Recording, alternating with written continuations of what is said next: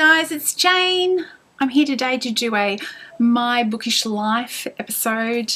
I've got a few different bits and pieces I want to tell you about, so I thought I'd just call it that. The first few things are pretty minor, and then the final section is going to be the main part of the video where I talk about some August new releases that I'm a bit excited about. So let's kick this off. Firstly, I want to let you know Rincey from Rincey Reads is running her mega big book August readathon again this year. She's done War and Peace, which I got halfway through.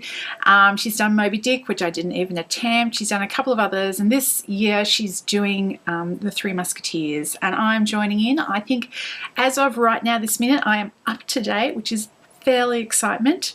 So they're using the hashtag all for one or one for all or something, but I think I'm always getting the hashtags wrong, so I'm sorry about that. But if you feel excited by the prospect of a swashbuckling read, a swashbuckling classic, it's really not too late to join in now.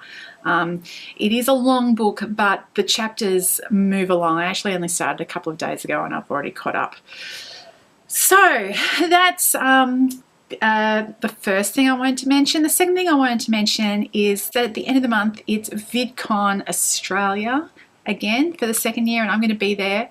Last week they announced the full program, and I was super excited to see that there is actually a booktube session listed in the program for Sunday afternoon, I think.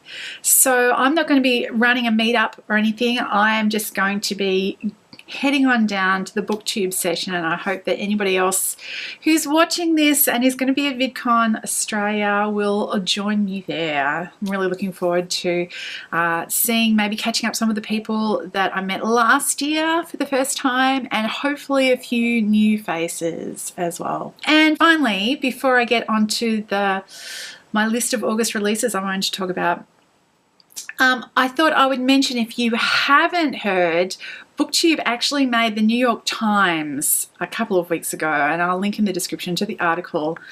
It's sort of a bit of a puff piece, and it mostly focuses on the big YouTubers, obviously, who are all YA booktubers, obviously. And it was kind of fairly bullish about the whole booktube thing. It was obviously an outsider take, and there were a few feelings that it evoked from me that are kind of a bit ambivalent. But nevertheless, it's kind of nice to see some of our community represented in the old school mainstream media. Is kind of cool. Anyway, that's kind of me up to date. August releases. Now, there's been lots of exciting books out this August, and I'm not going to touch on all of them. I've just picked 6 that particularly spoke to me. 3 of them have already come out because I was planning on doing this video like a week ago, but life has been a bit hectic here, so we're doing it now. Hey, 3 have already come out, and 3 are out later in the month. So the first one was out on the 2nd of August, and that is Jasper Fforde's Early Riser. Now, you may or may not remember, nobody will remember, but it's true because I remember. I actually included this in my most anticipated reads of the year list last year, because this was actually supposed to be released in I think mid-2017, so it's about 12 months after it was due. Jasper Fforde, if you haven't read him, has a very particular brand of sort of absurdist, quite light-hearted, in some ways reminiscent of a Terry Pratchett kind of tone, although the stories aren't Terry Pratchett-like. Sort of a kind of humorous, light-hearted, good-natured storytelling. So Early Riser is a bit of a departure for him. It's a standalone. It's up till now he's only written series, well, of course, except Shades of Grey, which is supposed to be the first in the series. It's just, it came out 10 years ago and there's been no sequel. Although he did actually tweet about this the other day, and it sounds as though it's still on the cards. It's he just keeps torturing us. Anyway, so Early Riser is set in sort of an alternative reality in which humans hibernate. It's set in a future where there's been climate change that made the world much colder, and one of the responses is that most of humanity, almost everybody, not 100% of everybody, but most of everybody hibernates through the winter months. And there are just some people who stay awake to kind of police or keep security around over the winter months. And this is a story set, I think, during a hibernation period. I have been like longing to read this for more than a year. I haven't yet got my hands on a copy, but it will be happening soon. The next two books I have to talk about were both released on August the 7th, so just a couple of days ago. And that is Tim Powers has a new book out called Alternate Routes. Tim Powers is one of my all-time favorite authors. He writes, again, a very specific type of story. He always has a very specific type of tone in his books. I think they are technically called secret histories, but I don't know anybody who writes them apart from Tim Powers, so I'm not entirely sure how much of a genre description it really is. Yeah, his stories are kind of like halfway between SFF and horror, and they kind of have this veneer of normalcy, and then underneath that there's kind of paranormal-ish things going on. So I don't actually know anything about Alternate Routes. I had not even heard that he had a new book on the way, and then I just saw on some of the lists that came out that it was newly released. Tim Powers is a slightly older author. He's been around for a long time, so I'm excited to read his latest volume. And of course, the other book that was out this past week is Rogue Protocol by Martha Wells, number 3 in the Murderbot Diaries. There was originally announced that there was going to be 4 of these novellas, and this is number 3. Number 4 is out, I think, in October. Not long, anyway.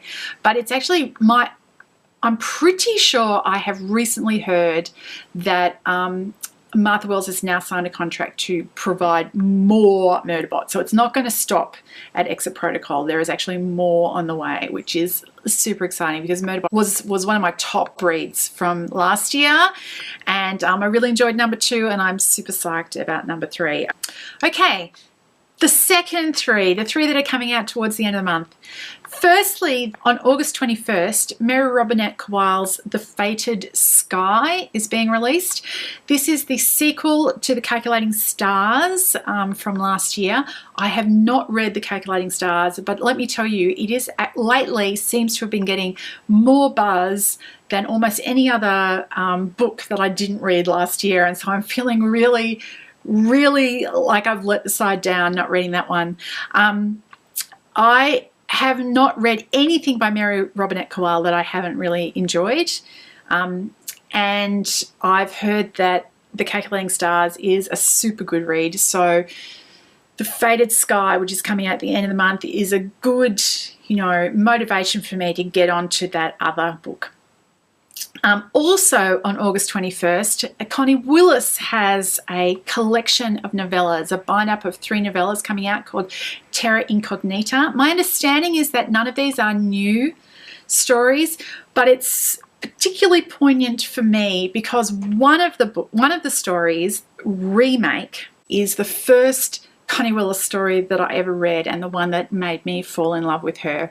So I'm actually planning on buying this one in paper to put on my shelf, and I really don't do that very often anymore. I buy about 6 paper books a year now. I read, like about 150 books a year, but almost everything is ebooks. But that one I'm planning on getting in paper because I'm a big Connie Willis fan, and particularly of that story, Remake. That has a very special place in my heart. The final book that I have to tell you about is total trash, and I'm completely super stoked and excited about it. It is the final Kate Daniels book, Kate Daniels number 10, by Ilona Andrews. I think it's called Magic Triumphs. That is due out on August 28. What a perfect way to finish up the month. Now, as I said at the beginning, there's lots of other books that have come out this month. If there's something that's coming out this month that you are super excited about and that maybe I haven't heard about, I would love for you to tell me in the comments. I hope you're all well, and I'll talk to you later. Bye!